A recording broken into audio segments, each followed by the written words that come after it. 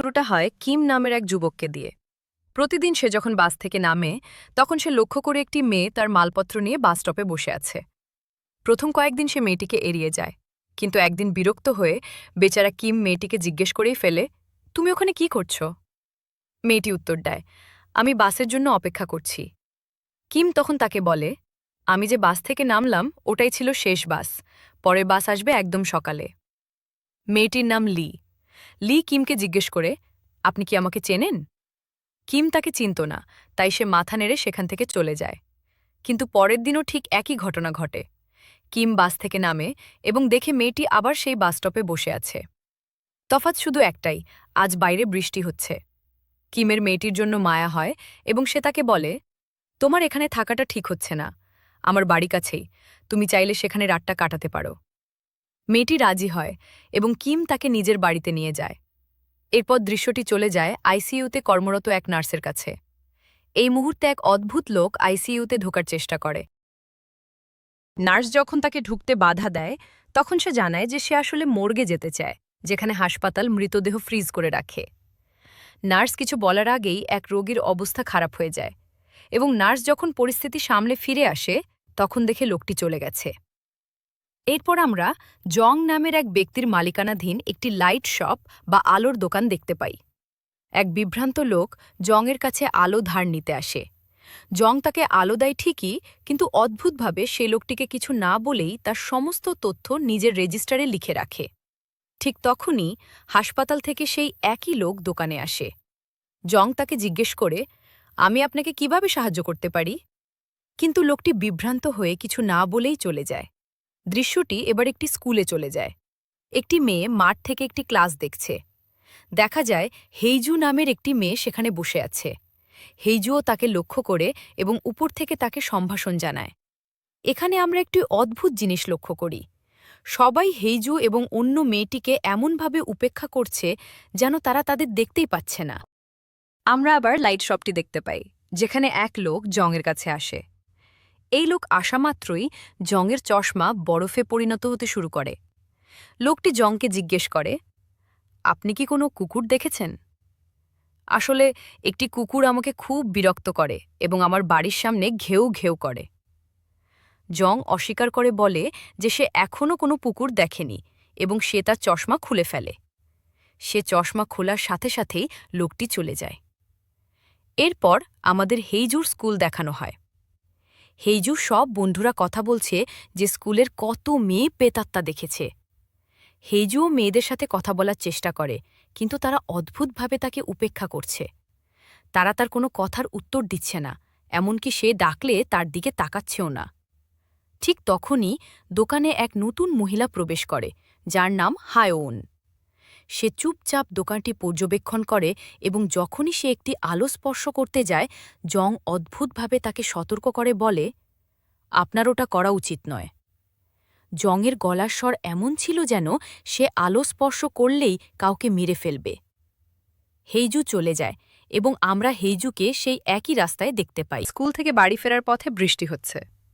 সে ভয় পেতে শুরু করে, তাই সে লাইট শপের ভেতরে যায়। আমরা জানতে পারি যে জং হেইজুকে ভালো করে চেনে এবং তাকে দেখে খুশি হয়। জং হেইজুকে কিছু ক্যান্ডি দেয় এবং তারা কথা বলতে শুরু করে। হেইজু ব্যাখ্যা করে যে সে খুব ভয় পাচ্ছে, কারণ সে শুনেছে আশেপাশে অনেক ভূত আছে। জং উত্তর দেয়, এতে ভয় পাওয়ার কিছু নেই। জং তখন তাকে একটি অদ্ভুত প্রশ্ন করে, তুমি কি তোমার মায়ের সাথে থাকো? যখন হেইজু উত্তর দেয়, জং তাকে বলে, হ্যাঁ হ্যাঁ। সে বলে হেইজুর কাছে ঈশ্বরের দেওয়া একটি আশ্চর্যজনক উপহার আছে, তুমি আত্মা এবং ভূত দেখতে পাও। উত্তেজিত হয়ে হেইজু জিজ্ঞেস করে, আমি যদি কখনো কোনো আত্মা দেখি তবে আমি তাদের কিভাবে চিনব? জং বলে, তোমাকে সেই লোকেদের দিকে ভালো করে তাকাতে হবে, তাদের মধ্যে অবশ্যই অস্বাভাবিক কিছু থাকবে।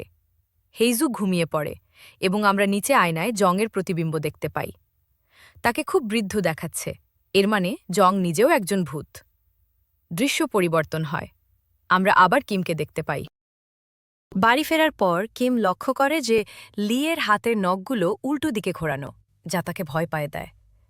এরপর আমরা দেখি লি তাকে আক্রমণ করছে। লি তার সাথে কি করেছিল তা দেখানো হয়নি, কিন্তু লি তার স্যুটকেস নিয়ে কিমের বাড়ি থেকে বেরিয়ে যাচ্ছে এবং স্যুটকেস থেকে রক্ত ঝরছে। হেজু যে বাড়ি ফিরছে সে লিকে দেখে এবং হাই বলে। লি অবাক হয়ে তার দিকে ফিরে তাকায়।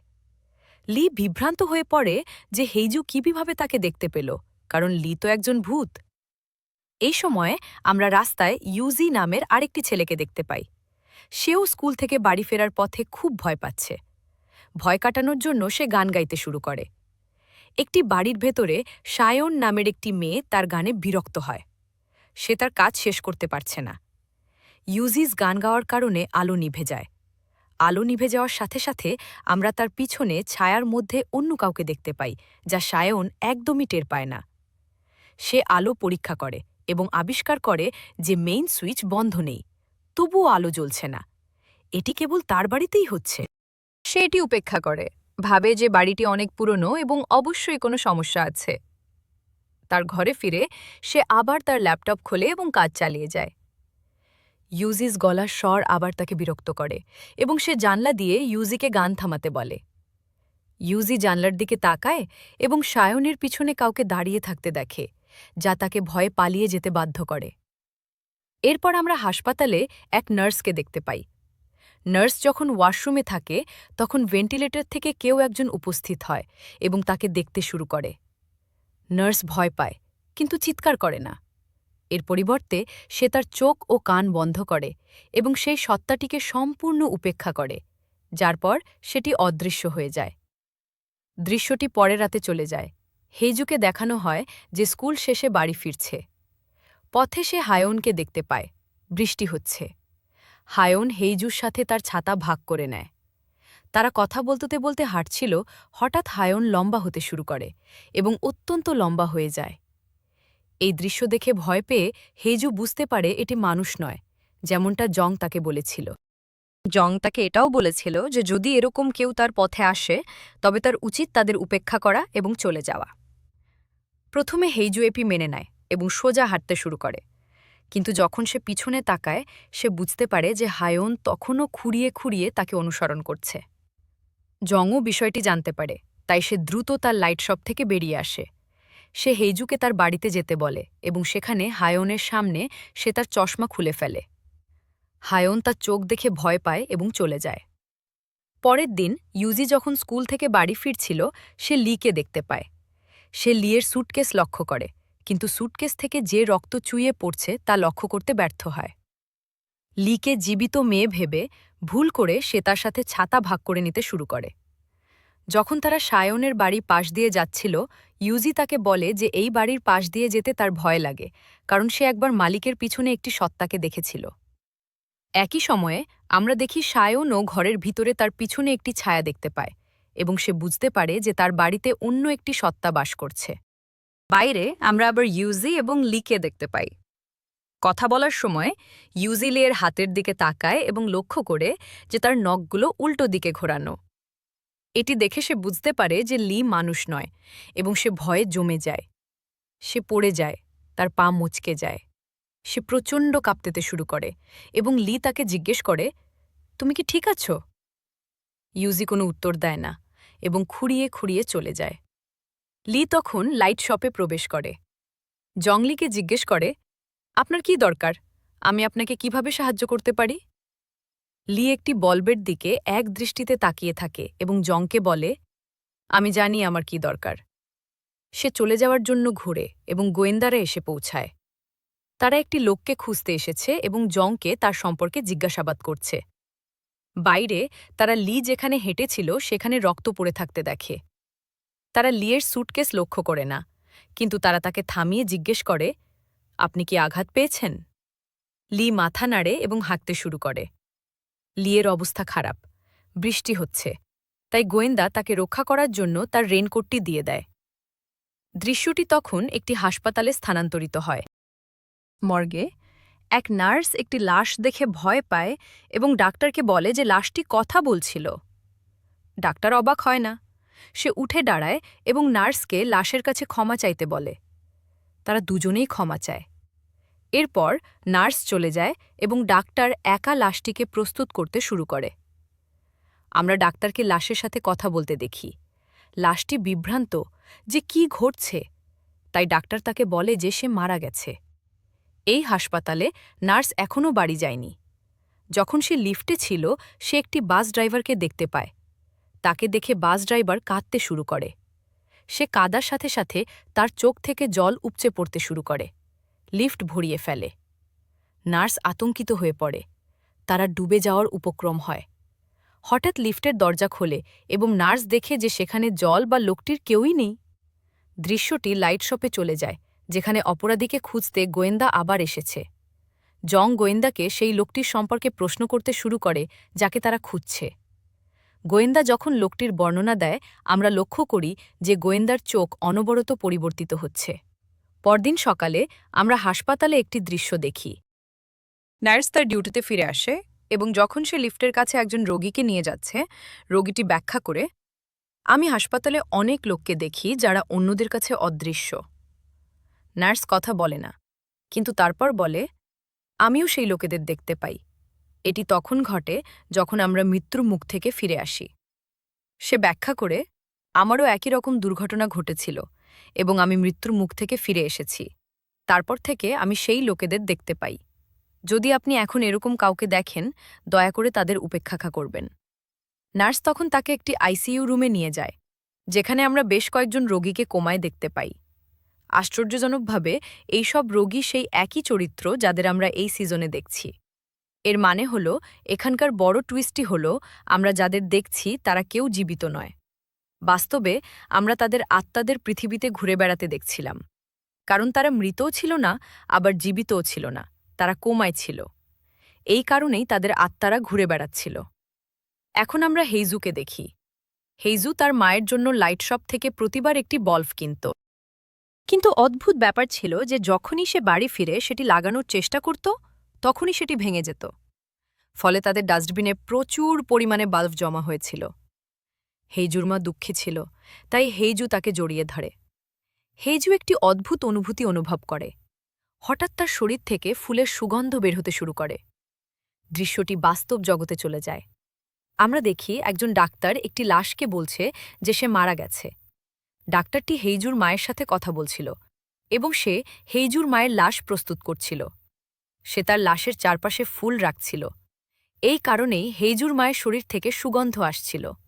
স্পষ্টভাবে হেইজুর মা এবং হেইজু দুজনেই আত্মার জগতে ছিল। তারা সেখানে কিভাবে গেল?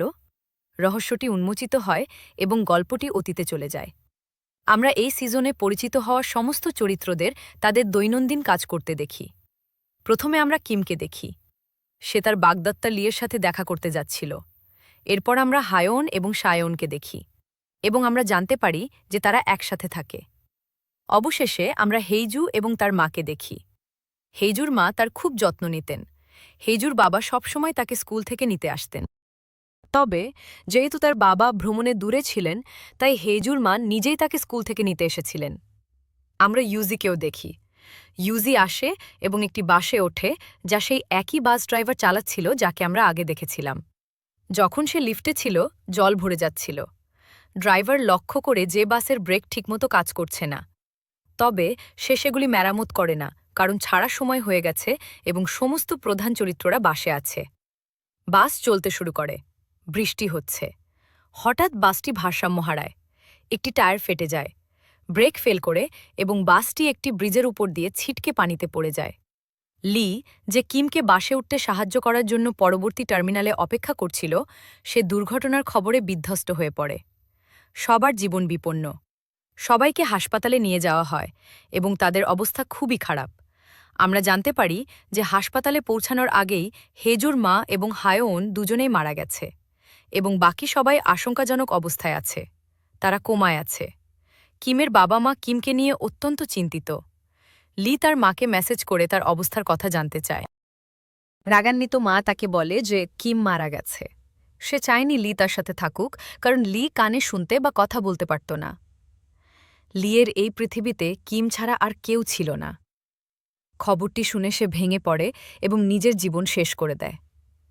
আমরা জানতে পারি যে আত্মার জগতে ৩ জন মানুষ মারা গিয়েছিল এবং বাকিরা ঝুলে ছিল। লি আত্মহত্যা করেছিল, এবং এত যন্ত্রণাদায়ক উপায়ে যে তার নখগুলোও ভেঙে গিয়েছিল। এই কারণেই আত্মার জগতে তার নখগুলো উল্টো ছিল। সময় আবার বর্তমানে ফিরে আসে এবং আমরা সেই একই আত্মার জগৎ দেখতে পাই। আমরা দেখি লি সেই একই বাস স্টপে অপেক্ষা করছে, ঠিক যেমন সে তার মৃত্যুর আগে ছিল। বাস থেকে কিম নামে। এটি কিমের আত্মা। সে ভুলে গেছে যে লি তার বাগদত্তা ছিল। বরাবরের মতো সে লিয়ের দিকে তাকায়, ভাবছে কেন সে তার দিকে তাকিয়ে আছে, এবং চলে যায়। কিম অল্প দূর যাওয়ার পরেই পড়ে যেত, কারণ বাস্তব জগতে তার দুটি পাই ভেঙে গিয়েছিল। সে ঠিকমতো হাঁটতে পারত না। এই আত্মার জগতে কিম বারবার বাস থেকে নামত, পড়ে যেত এবং লি তাকে ধরত। এটি একটি লুপে বা চক্রাকারে চলত। লি তাকে প্রতিদিন বাড়ি নিয়ে যেত এবং তার পা সেলাই করে দিত, যাতে সে এই জগতে হাঁটতে পারে এবং বাস্তব জগতে দ্রুত সুস্থ হয়ে উঠতে পারে। যদিও আমরা পুরো শো জুড়ে লিকে খুনি ভেবেছিলাম, সে আসলে কিমের রক্ষক ছিল। দৃশ্যটি সায়নের কাছে চলে যায়, যে এখন তার অন্ধকার বাড়িতে আছে। আলো জ্বলেনি। সে পাগল হতে শুরু করে এবং পড়ে যাওয়ার সময় তার দুর্ঘটনার সব কথা মনে পড়ে যায়। তার মনে পড়ে যে তার বন্ধু হায়ন তাকে বাঁচাতে পিছন থেকে জাপটে ধরেছিল। সে কান্নায় ভেঙে পড়ে এবং হায়ন তাকে সান্ত্বনা দেয়। গোয়েন্দা তার পরিচয় পরীক্ষা করার জন্য তার লাইটার জ্বালায় এবং আলো যখন তার প্রতিবিম্বে পড়ে, সে বুঝতে পারে যে তার মাথার অর্ধেক নেই। আতঙ্কিত হয়ে সে লাইট শপে দৌড়ে যায় এবং জংকে জিজ্ঞেস করে কেন তার সাথে এমন অদ্ভুত ঘটনা ঘটছে। সে আরও জিজ্ঞেস করে, কেন এই জগতে কখনো সকাল হয় না, কেন সবসময় রাত থাকে। জং উত্তর দেয় না, কিন্তু তার চশমা খুলে ফেলে এবং আমরা তার কালো চোখ দেখতে পাই। এই চোখ দেখে গোয়েন্দা বুঝতে পারে যে জং মানুষ নয়, এবং সে নিজেও বুঝতে পারে যে সে আর মানুষ নেই। গোয়েন্দার তার দুর্ঘটনার কথা মনে পড়ে, কিন্তু এখন সে জংকে তার গল্পের বিষয়ে জিজ্ঞেস করে, জানতে চায় সে এখানে কিভাবে এলো। জং ব্যাখ্যা করে যে বছর কয়েক আগে এক ভূমিকম্পের সময় আমাদের বিল্ডিং ধসে পড়েছিল। আমার মেয়ে এবং আমি আটকা পড়েছিলাম। আমি আমার মেয়েকে বাঁচাতে মরিয়া চেষ্টা করেছিলাম, কিন্তু যখন আমি পারলাম না, আমি সাহায্যের জন্য এই দোকানে এসেছিলাম।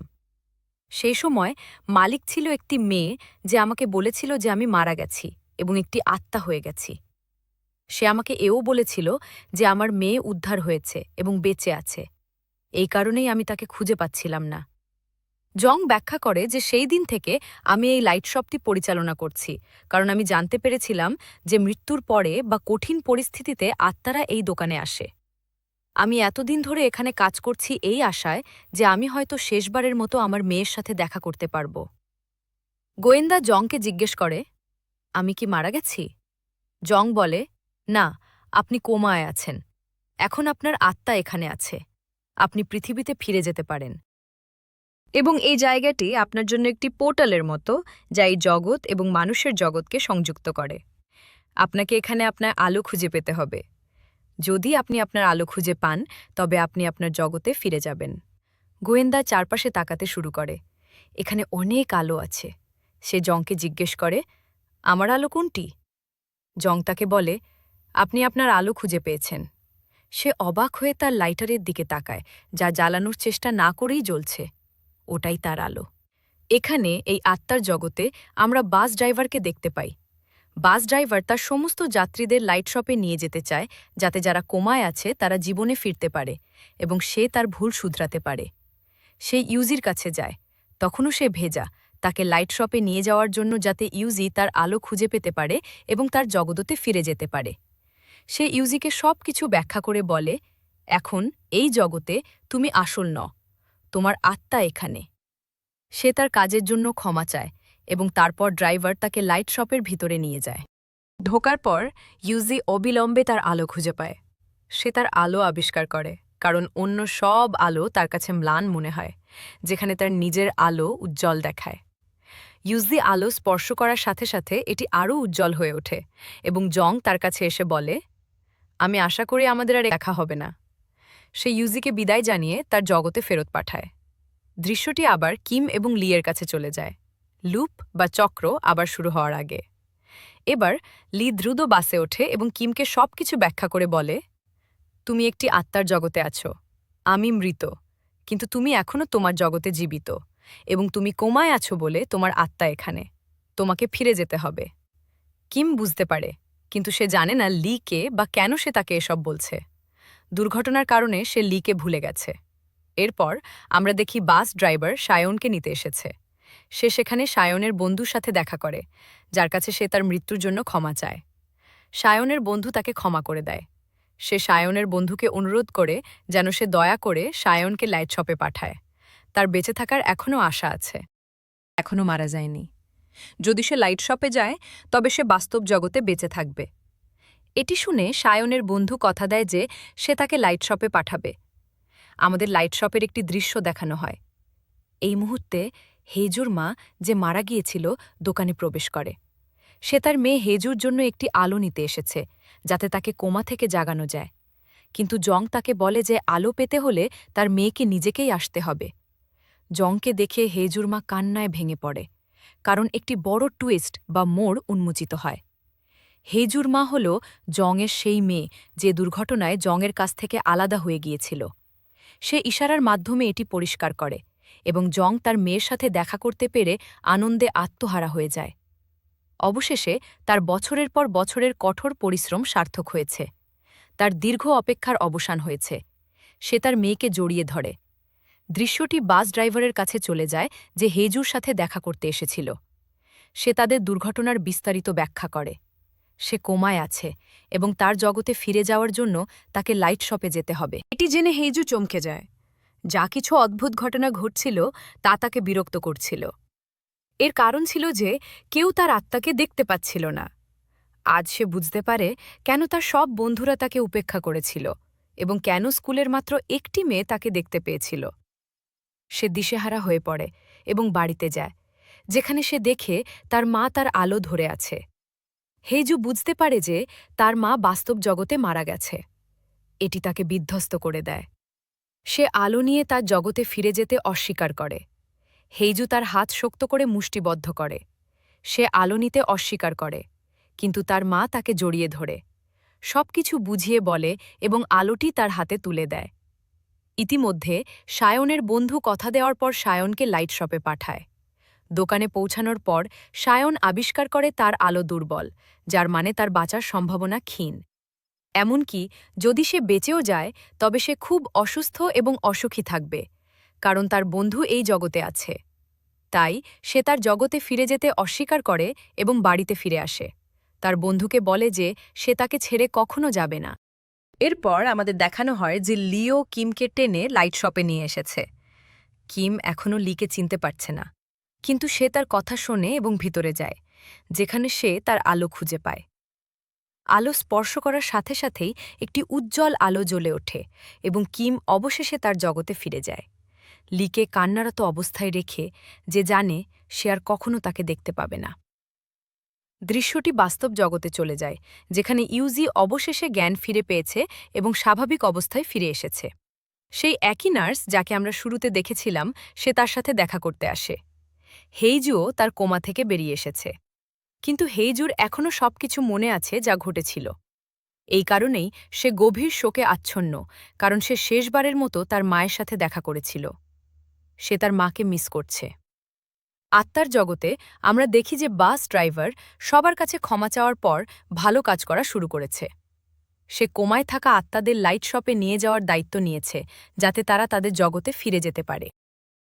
এই একই জগতে জং এবং হেজুর মা এখন লাইট শপে বাস করে এবং বাবা ও মেয়ে পুনরায় মিলিত হতে পেরে খুব খুশি। অবশেষে বাস্তব জগতে আমরা কিমকে দেখি, যে কোমা থেকে ফিরে এসেছে কিন্তু লিকে মনে করতে পারছে না। সে তার মায়ের কাছে শোনে যে লি তার বন্ধু ছিল, কিন্তু তার লিয়ের কোনো স্মৃতি নেই। তার শুধু মনে আছে যে লি তাকে আত্মার জগৎ থেকে ফিরে আসতে সাহায্য করেছিল। গোয়েন্দা সঙ্গ বাস্তব জগতে ফিরে এসেছে, কিন্তু তার পুনর্জন্মের সাথে সে এখন সমস্ত আত্মাকে দেখতে পায় এবং এটি তাকে যথেষ্ট বিরক্ত করে। এখানে গোয়েন্দা এক অদ্ভুত লোকের মুখোমুখি হয়, যে তাকে চিন্তা না করতে সতর্ক করে বলে, আমি বুঝতে পারছি আপনি প্রেতাত্মাদের দেখে বিরক্ত হচ্ছেন। আমিও একইভাবে বিরক্ত হতাম, কারণ আমিও তাদের দেখতে পাই। কিন্তু ধীরে ধীরে সবকিছু স্বাভাবিক হয়ে যাবে। এবং এভাবেই শুধু এই দুজনকে দেখিয়ে এই সিজনটি শেষ হয়।